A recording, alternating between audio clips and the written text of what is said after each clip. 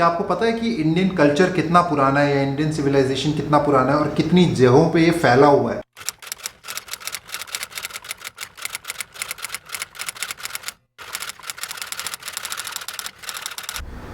नमस्कार everyone, welcome back to my YouTube channel. स्वागत करता हूँ आज एक नए एपिसोड में और उम्मीद करता हूँ, आशा करता हूँ कि आप लोग कुशल मंगल होंगे और हमारे तो नाम में ही मंगल है प्रभु। एक और नया एपिसोड, एक और नया दिन और कंटिन्यूसली आप लोग ये सोच रहे होंगे मैं सेम टी शर्ट क्यों पहन रहा हूँ, क्योंकि मैंने डिसाइड किया है कि सारे एपिसोड्स में यहाँ आने वाले जितने भी सारे एपिसोड्स हैं उसमें मैं यही टी शर्ट पहनूंगा। तो आज का वीडियो और कुछ खास होने वाला है। आज के वीडियो का टाइटल जो है वो है इंडियन गॉड्स। क्या आपको पता है कि इंडियन कल्चर कितना पुराना है या इंडियन सिविलाइजेशन कितना पुराना है और कितनी जगहों पे ये फैला हुआ है? और ये फैला ऐसा नहीं है कि अभी फैल गया है या पिछले 100 सालों में 50 सालों में फैल गया है जैसे अदर रिलीजन फैले हैं। ये हजारों साल पहले से पहुंचे हुए हैं अलग अलग कंट्रीज में। तो आज वीडियो उसी से कुछ रिलेटेड है जो कि है comparison. It's a comparison video but similarity, more of a similarity video between gods of Japan and India. So जो गॉड्स की इंडिया के अंदर पूजा की जाती है उन्हीं गॉड्स को जापान के अंदर भी पूजा जाता है। तो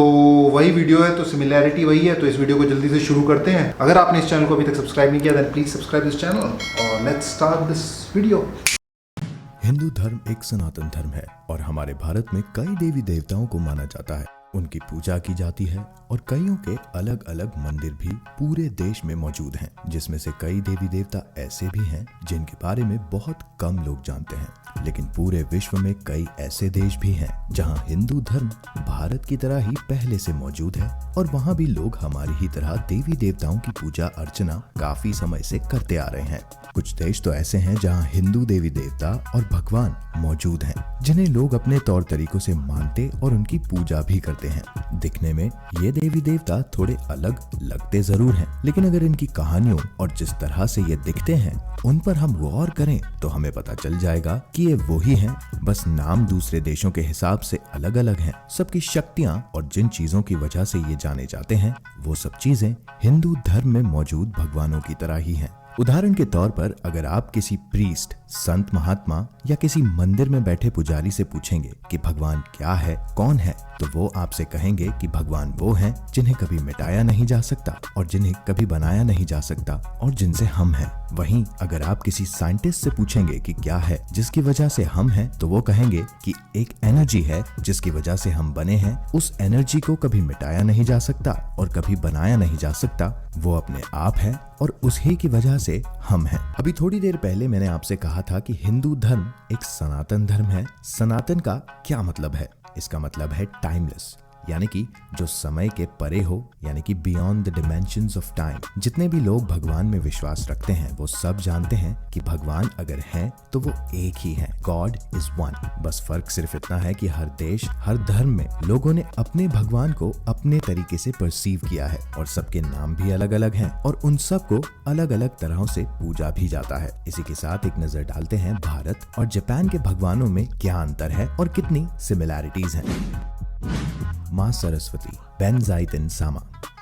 सरस्वती माँ शिक्षा, ज्ञान, संगीत और आर्ट की देवी हैं और इन्हें पूरे भारत में पूजा जाता है। सरस्वती माता के हमारे भारत में काफी मंदिर भी हैं, लेकिन आपको जानकर हैरानी होगी कि इन्हें सिर्फ भारत में ही नहीं पूजा जाता बल्कि जापान में भी इनके 100 से भी ज्यादा मंदिर हैं और इनके नाम पर जापान में नदियां भी हैं। जापान में भी माँ सरस्वती को उसी तरह से पूजा जाता है जिस तरह भारत में, और वहाँ पर इनका नाम बेनजाइतन सामा है और बेनजाइतन सामा का स्वरूप हूबहू माँ सरस्वती से मिलता भी है। जैसे माँ सरस्वती के हाथ में वीणा है, ठीक उसी तरह जापान में भी गॉडेस बेनजाइतन और उनके हाथ में जापान की परंपरा के अनुसार वीवा डिपिक्ट किया जाता है। बेनजाइतन सामा जल, समय, शब्द, ज्ञान और संगीत की देवी हैं। इसके साथ ही जापान में शिंतो धर्म में इनकी पूजा की जाती है और इस धर्म में माना जाता है कि गॉडेस बेनजाइतन ने प्रकृति, जीव जंतुओं और पूरे ब्रह्मांड की रचना की है और बेनजाइतन सामा को जापान की प्रोटेक्टर भी माना जाता है। पूरे जापान में वैसे अगर देखा जाए तो 20 से भी ज्यादा हिंदू भगवानों को पूजा जाता है।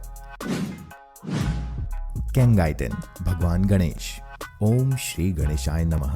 किसी भी तरह का कार्य करने से पहले हम भगवान गणेश की पूजा करते हैं ताकि हमारे नए काम में किसी भी तरह की बाधा ना आए और वो काम आसानी से पूरा भी हो जाए। इन्हीं मंदिरों की चीज का श्री गणेश करना। ठीक इसी तरह पूरे जापान में बेहद पुराने मंदिर आज भी मौजूद हैं, जो कि हजारों सालों से वहाँ बने हुए हैं और उन मंदिरों में वहाँ रहने वाले लोगों से लेकर दूसरे देश के पर्यटक भी काफी शौक से मंदिर में बैठे देवताओं के दर्शन करने जाते हैं। इन्हीं मंदिरों में से एक मंदिर है भगवान गणेश जी का, जिन्हें जापान में केंगाईटेन के नाम से जाना जाता है। इनका मंदिर 8वीं सेंचुरी से बना हुआ है और सबसे ज्यादा लोगों को अपनी तरफ अट्रैक्ट भी करता है। और इतना ही नहीं, ये मंदिर तो सिर्फ टोक्यो में मौजूद है, लेकिन पूरे जापान में भगवान गणेश के 250 से भी ज्यादा मंदिर स्थापित किए जा चुके हैं और उन्हें वहाँ के लोगों द्वारा कई अलग अलग नाम भी दिए गए हैं, जैसे शोटेन, गानाबाची यानी कि गणपति, विनायकातेन और केंगाईटेन। भगवान गणेश का सबसे ज्यादा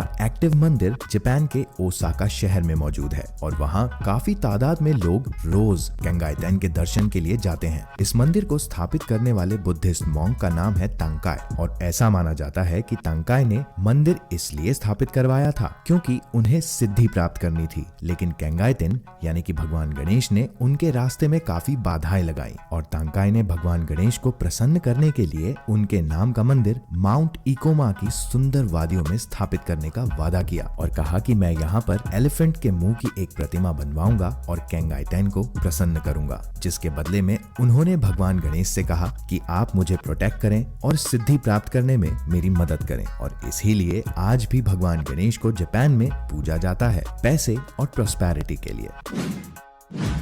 यमराज, एमाटेन। यमराज तो हम सब जानते ही हैं कि मृत्यु के बाद इंसान के शरीर से आत्मा निकालकर ले जाने वाले यमराज ही हैं, जिसके बाद हमारा जजमेंट होता है कि हमने अपने पूरे जीवन में कितने अच्छे कार्य किए और कितने बुरे। उसके हिसाब से ही हमें सजा दी जाती है, जिसके बाद हमारा वापस जन्म होता है। ठीक इसी तरह जापान में भी यमराज को अंडरवर्ल्ड का राजा यानी कि नर्क का राजा कहा जाता है। जापानी कल्चर में भी इन्हें इंसान की आत्मा का राजा और जज कहा जाता है और वहीं जापानी कल्चर के हिसाब से यमराज या एमाटेन की बहन औरतों की आत्माओं को जज करती है और एमाटेन खुद मर्दों की आत्माओं को। जापान के कल्चर में एमाटेन को एक चाइनीज जज की टोपी पहने हुए और एक चंड चेहरे में डिपिक्ट किया जाता है, क्योंकि ऐसा माना जाता है कि एमाटेन का काम ही ऐसा है। लक्ष्मी, कीचिजोतेन। दिवाली पर लक्ष्मी पूजन जोर शोर से होता है ताकि हर किसी के पास लक्ष्मी हो और घर में प्रॉस्पेरिटी बनी रहे। और लक्ष्मी को खुश करने के लिए हर साल हम अपने घरों में जोरदार वाली सफाई और नया पेंट करवाते हैं ताकि वहाँ लक्ष्मी का वास हो। ठीक इसी तरह जापान में भी लक्ष्मी को अलग नाम से जाना जाता है, कीचिजोतेन, और इन्हें वहाँ फर्टिलिटी, लक, ब्यूटी यानी कि सुंदरता और योग्यता की देवी माना जाता है। और दूसरे सभी देवी देवताओं की तरह ही इन्हें भी हिंदू कल्चर से पहले बुद्धिज्म में लाया गया और बुद्धिज्म से जापानी लोग इन्हें पूजने लगे और आज भी इनकी पूजा अर्चना जापान में की जाती है। भोलेनाथ, भगवान शिव। दाइकोकुतेन। भगवान शिव भोलेनाथ को जिस तरह भारत में पूजा जाता है, ठीक उसी तरह जापान में भी भगवान शिव को एक अलग नाम और एक अलग रूप में पूजते हैं। पूरे जापान में भगवान शिव सर्वशक्तिमान माने जाते हैं और वहाँ सबसे फेमस भी हैं। इनके मंदिर पूरे जापान में प्रसिद्ध हैं और जापानी लोग उन्हें द ग्रेट ब्लैक यानी कि महाकाल के नाम से जानते हैं। कुछ जापानी लोगों के हिसाब से दाइकोकुतेन यानी कि महाकाल जापानी भगवान ही हैं, क्योंकि भारत में उन्हें शिवा द डिस्ट्रॉयर के नाम से जाना जाता है, लेकिन वहीं जापान में उन्हें प्रॉस्पेरिटी का देवता कहते हैं और भारत में उन्हें नेगेटिविटी से भी रिलेट किया जाता है। वहीं जापान में उन्हें थोड़ा हंसमुख माना जाता है और वहाँ के हिसाब से वो एक हंसमुख भगवान है जिनके पास सोने से भरा एक झोला है और एक हाथ में एक छोटा सा हथौड़ा। लेकिन इतिहास इस बात का गवाह है कि जापानी कल्चर को दाइकोकुतेन भारत से ही प्राप्त हुए, जो यहाँ महाकाल है। जय महाकाल। ब्रह्मा, बॉन्टेन।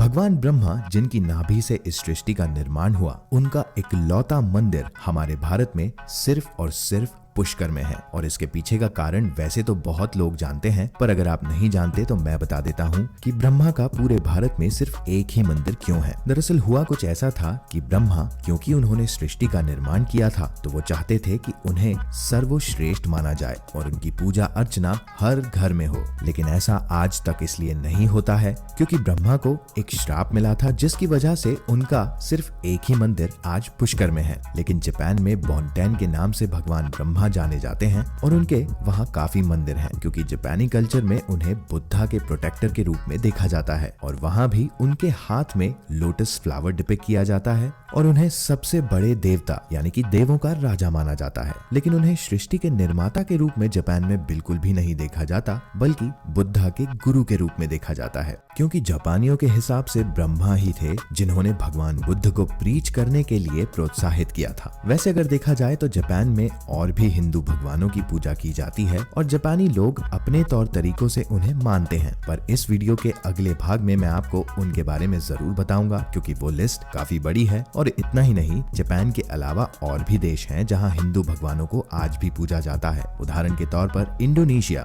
वहां की तो करेंसी पर भगवान गणेश बने हुए हैं। इसी तरह के और वीडियोस देखने के लिए आज ही झन्नाट फैक्ट्स को सब्सक्राइब। वाह, तो इसी के साथ एक और वीडियो हो गया समाप्त। उम्मीद करता हूँ कि आप लोगों को ये वीडियो पसंद आया होगा। पर ये कमाल की चीज़ है, मतलब मैं थाईलैंड गया था तो मैंने वहाँ पे देखा था थोड़ा, जैसे गरुण का, विष्णु की वो सब मूर्ति वगैरह। तो मुझे लगता था कि इतना है, लेकिन इतना है कि नहीं है, इतना मुझे आइडिया नहीं था टू बी ऑनेस्ट।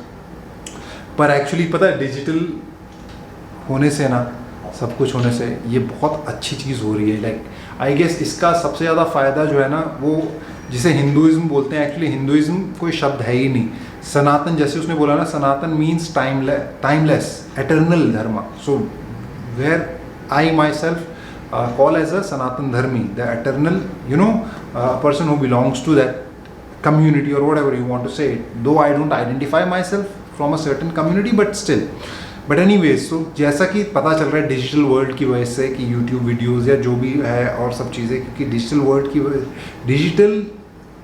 डिजिटलाइजेशन होने की वजह से दुनिया छोटी हो गई, तो आपको हर फैक्ट मालूम चले जाता था इजीली।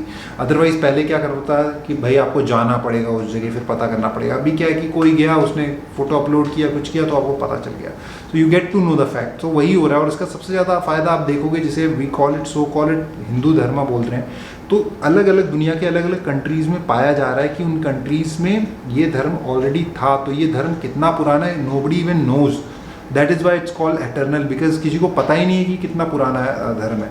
जैसे we can't say it like it's like 2000 year old, 3000 year old, क्योंकि ये लेटेस्ट जो अदर रिलीजन्स हैं वो हैं, लेकिन ये जो है वो पता नहीं कितना पुराना है। सो एनीवेज, इसी के साथ ये वीडियो हो गया समाप्त। सो माय फ्रेंड्स, उम्मीद करता हूँ अगर आपको ये वीडियो पसंद आया, then like, comment, share and subscribe. And इसी के साथ मैं लेता हूँ आप लोगों से विदा। So my friends, you do whatever you want to do, just take care of yourself, take care of your family and take care of this planet. नमस्कार।